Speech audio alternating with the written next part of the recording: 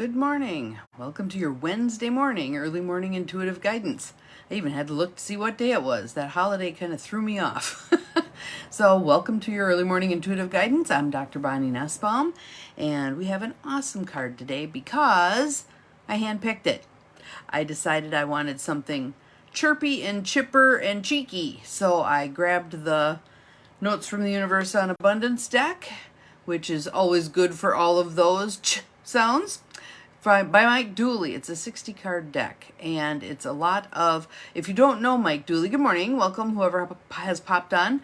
Deb, good morning, thank you for the sunshine. We're actually supposed to have thunderstorms from 7 to 11, so my poor dog is going to be fit to be tied. So good morning, Cindy, welcome, glad you're here. And I don't know if someone got past me there or not, but glad you're all here.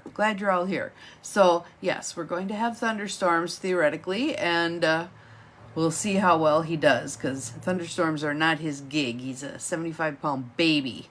So, anywho, I picked this deck on purpose. Hand-picked it because I felt like I needed something positive and chirpy today. So it is. I'm calling this one Shall We Dance? And it's always good if your dog is okay with the thunderstorms. Mine is not. And then someone on Memorial Weekend decided they had to shoot off some fireworks, which is another freak out time. So I'm like, man, they're starting at Memorial Day. What's going to happen by the time we get to 4th of July? Thank you. I fluffed and went. That was kind of what occurred today with the hair. So here's our beautiful card. I'm going to move it closer so you can see that rainbow. Don't want you to miss the rainbow, but I love the green. Actually, around here, things are already starting to get pretty brown. So a thunderstorm would be great in terms of things catching up and crops getting a little water, etc. So TJ may just have to suck it up and take one for the team. So let's take some nice deep breaths. Letting it flow out, letting your shoulders drop. Feeling the release in your lungs when you let it go. Appreciating your breath. For without it, it's kind of all over, isn't it? And we breathe all day, every day, and really tend to take it for granted. So really appreciate it right now. Yeah, settling in. So today, I'm even wearing a dress today. I thought that would be kind of a perky thing, and I have a couple of things I'm going to. I get together with a friend and we exchange energy work, and it's her turn to receive today. And I'm going to, Appleton is hosting a summit on homelessness. So I'm going to go and see what they have to say about that, because that may end up being a part of my community I'm creating. I absolutely appreciate the breath. I always think, good morning, I always think when I was a little kid, the time I appreciated breath the most was when I was learning to swim, and I'd jump into the side of the pool and go down to the bottom and then be paddling my way like crazy back up to the top, thinking I'm never going to get there. My lungs are hurting, and then I'd get to the top and get to take that first glorious breath. It was awesome. There was actually a little family-owned motel in Appleton at that point. This is the 60s. Called Kaler's, that had a pool, and just to make sure that it got some use, they would allow community people to pay for a pass. And so frequently, like once a week, my dad would load us all up with a box full of fins and snorkels and goggles and stuff and take us to the pool and wear us out. It was good. So good morning, Peggy. Here is our card with the pretty rainbow on it. So let's see what it has to say. Just feel yourself opening up to receiving whatever part of this message is meant for you today. You can dance with the illusions of time and space, choosing your steps based upon things and events as they are now. Or you can dance with your dreams, choosing your steps based upon things and events as they will be. And I bet you can guess which steps will perpetuate today's illusions and which ones will change everything. Shall we? The universe.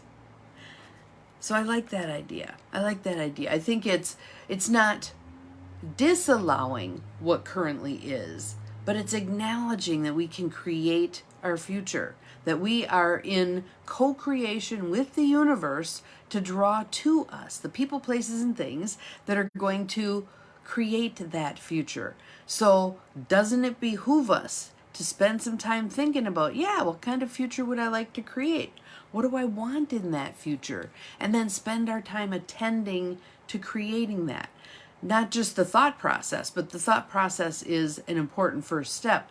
But then the steps that execute it, that move us closer, etc., etc. So I will give you a couple of examples. One example from yesterday was I got one of those mini little voice messages on my text from my daughter, who was chortling with success because she has a Kia that had a recall. There was an owner prior to her, had a recall.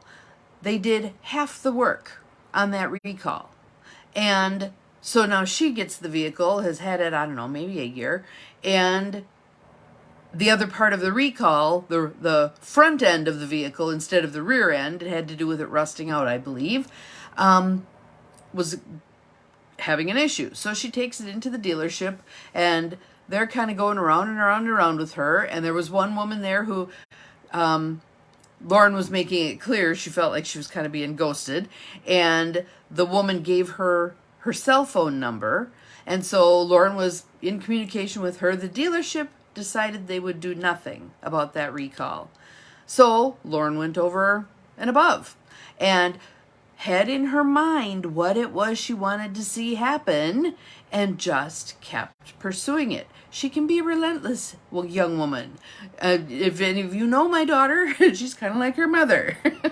Get something stuck in our craw and away we go. We're going to make it happen. So she got a message from Kia corporate saying, go ahead and get it taken care of, submit the bill to us at corporate, not to the dealership, but at corporate, and they would cover it. Again, it just pays to keep going. There's so many stories like that, you guys. So many stories like that. That's a personal one, which sometimes I think it's helpful to hear those. But I also think it's helpful to think about the ones that we've all heard about. Colonel Sanders is one of my favorite ones. He's old, he's retired, he's struggling for money, etc., etc. He's got this great chicken recipe. He goes to a bazillion restaurants saying, sell my chicken and I'll give you a cut of the profits, blah, blah, turn down, turn down, turn down. Finally gets a yes. And the restaurateur who said yes actually became his first franchisee. But what if he had given up? What if he had given up? That's one of the things we learn in Mary Kay when we're first being trained is how many times it takes to get a yes. They even give us, I'll tell you a funny story on this one. They even give us a sheet with 100 smiley faces on it, and it's called Go for the No. And so you approach 100 people about hosting a Mary Kay party, and every time you get a no, you cross off a face. It got to the point where we were more racing to get the no's, and when we got a yes, there was even a little bit of disappointment because it didn't help fill up our no sheet. Totally flipped that fear of rejection thing on its head. Okay? My friend Kayleen and I, years ago, this was so much fun. We took that sheet and we decided we were going to use it for dating. We were going to get 100 no's, whether he said no or we said no. If it was a no, we got to cross off a head. I'm trying to remember how many heads she had crossed off by the time she found someone she ended up dating for a while. Wasn't very many, but again, it gets us past that point. Salespeople know it usually takes 7 contacts with a potential person you're going to have a sale with for them to say yes. How many of us give up at 1 or 2, right? I often will say to people, if I do a discovery session with somebody, which is free, it's a free call where we're going to talk about a little questionnaire they fill out about what they want to have change in their life. I talk about how we can create that change for them. talk about the investment, etc., etc. If someone tells me no, and 99 times out of 100, it's about the money, I will say to them, okay, if I give you a call in 6 months, sure. 6 months later, I write it in my calendar. 6 months later, I call them to find out, how are things going? Most of the time, things are exactly the same as they were 6 months earlier. Why? Because they didn't change anything. They didn't make an investment in themselves to change something. They didn't, if coaching with me felt like it was too big a leap, get a book, do some journaling, find some stuff online. There's tapping stuff online. There's all manner of stuff.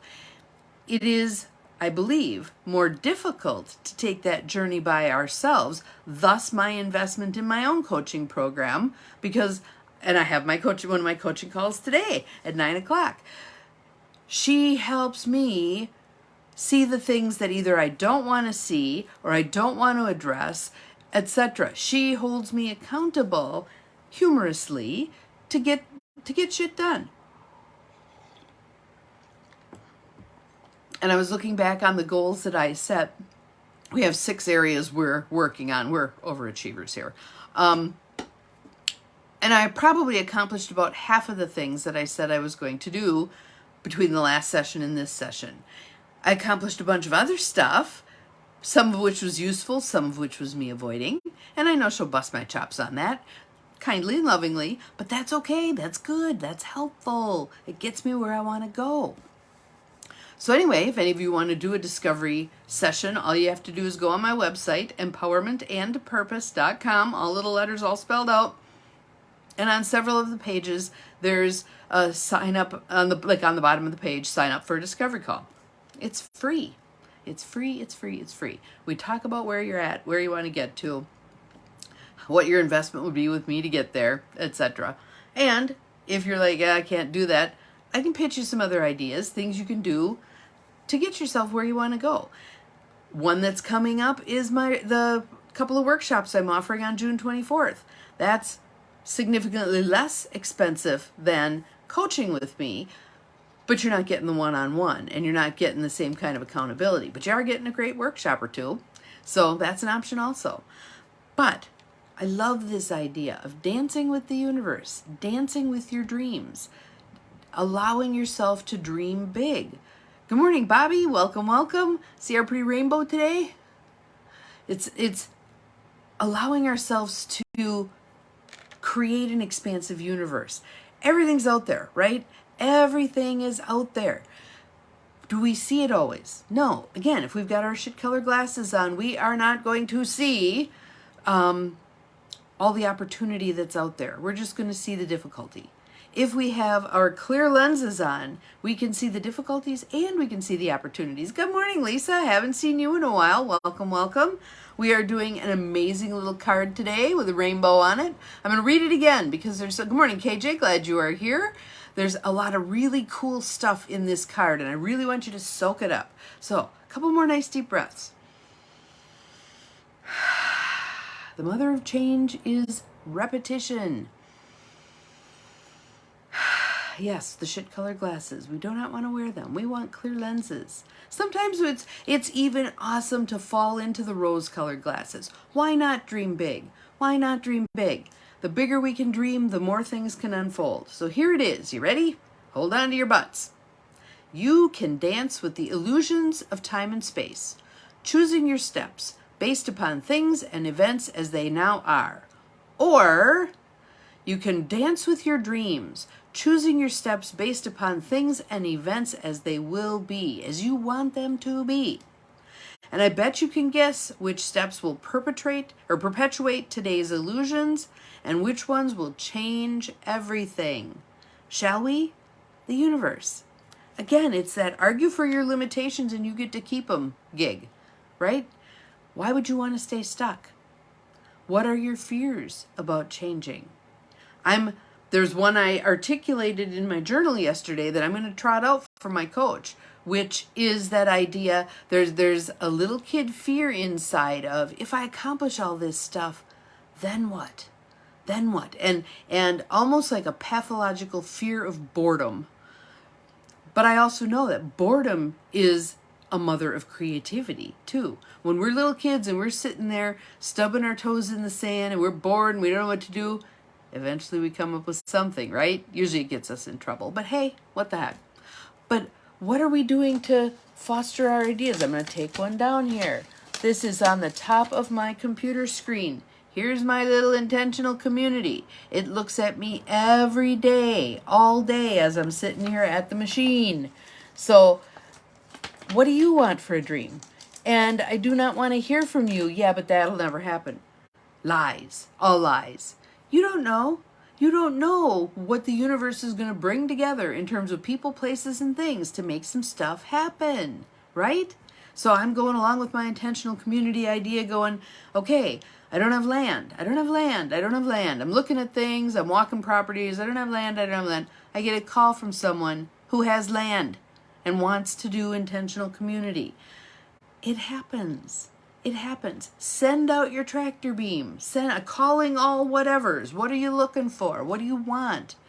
If you're looking for a significant other, put it out there into the universe. I actually, this is years ago, it was really funny, took a Mary Kay order blank and wrote out my order for the guy I was looking for. Have I found him yet? No. That doesn't mean he's not out there. It just means I haven't found him yet. So, and it's not divine right timing, apparently. I did have one guy I dated a couple of years ago say to me, do you even have time in your life for a man? And at that point, I kind of had to answer, no, I guess not. But that's okay. It doesn't matter. It doesn't matter. What is it you want? Put it out there into the universe. Hold big space for it. Post it somewhere. Put it on a 3x5 card. Embrace the process, release the outcome. That's what I'm working on, right? Get too bent out of shape about those outcomes, making stuff happen. No. Let it go. Turn it over to the divine. Make a ritual out of it. Rituals are awesome. Maybe you write it on one of those cards. Possible. Definitely possible. She says your intentional community will bring your man. Who knows? Who knows, right? That could very well be. But write what you want on a 3x5 card and then take it outside in the backyard and put it in a coffee can and burn it. Ceremonially send it up in the smoke to the universe. Here's what I'm after. Here's what I want. Here's what I need in my life, I believe. This or something better. Again, open yourself to something better. Because what we think of, what we consider, I do this thing with people and it's really fun. I do this at, like when I offer a money workshop, because people are all messed up around money, where we do a guided imagery and they go to the magic ATM and they enter a number and it kicks the money out. Goes to, oh good, I'm glad you went to an intentional community. They're getting to be more and more. They are. Good morning. Glad you're all here. Wow, we got people just hopping in. This is good. This or something better. So going back to, I'm kind of all over the place today. I'm excited. Going back to the magical ATM, you're standing there, you enter $10, it kicks out $10. How do you feel about that? You enter $100, kicks out $100. How do you feel about that? Enter $1,000, it kicks it out. How do you feel about that? You're doing nothing to earn this money short of poking the buttons at the magic ATM, right? And we keep going. 10,000, 100,000, a million. We keep going. And I have you pay attention to how do you feel about it. Most people will hit an upper limit, a place where they feel unjustified taking that money because they haven't worked for it. TJ says hi. There's your upper limit. You've now identified it. Now let's do some work on it. Let's get it out of your way. If you get to the $1 million point and you're feeling like, nope, that's unjustified. I can't bring in $1 million, especially if I haven't worked for it. There's that work ethic thing. We want to get rid of that ceiling. You are never going to have that $1 million if you're hitting that ceiling and feel unjustified in having it, right? So we can get rid of all manner of ceilings. I can have this, but not that. I can do this, but not that. I can travel the United States, but I can't go overseas. Why not? Why not? So I'd like you to ask yourself that question. Why not? About any and all of the things that you would like to have. But pick some out. Pick some out. Make them your mantras. I've got one sitting here for the income I want to bring in this year. It sits here and stares at me all day, every day. Here it is. And opportunities will present themselves. When I get out of the way, when I open my eyes up to see what's really there, it's all out there, waiting for us to pay attention. Okay? So, that is our card for today. Shall we dance with the universe? Shall we draw to us things we want, things we need, people we want, people we need, experiences we want, experiences we need? I vote we shall. Have an awesome day. We'll see you again tomorrow. Remember, you are capable of far, far, far more than you think you are. Bye-bye.